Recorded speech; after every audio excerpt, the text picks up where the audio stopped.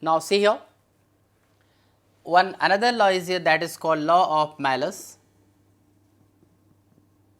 In this case, law of Malus, when completely polarized light or the plane polarized light, suppose you have taken like this, it falls on analyzer, analyzer's axis is like this thing is here. So, plane of the transmission and the plane of polarized light has got this angle theta. In this case, the transmitted intensity of this polarized light through this analyzer, this is the analyzer, is directly proportional to the square of the cosine of this angle here. Now, we can write that means I is proportional to cos square theta.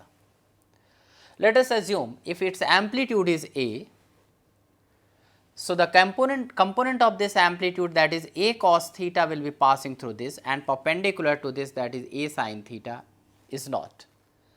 So, now intensity is directly proportional to square of this. So, we can write intensity is directly proportional to A cos theta square of the amplitude. So, we can write I is equal to k A square cos square theta, and now here this k A square, that can be taken maximum intensity, that is I naught, which was over here, and this is cos square theta.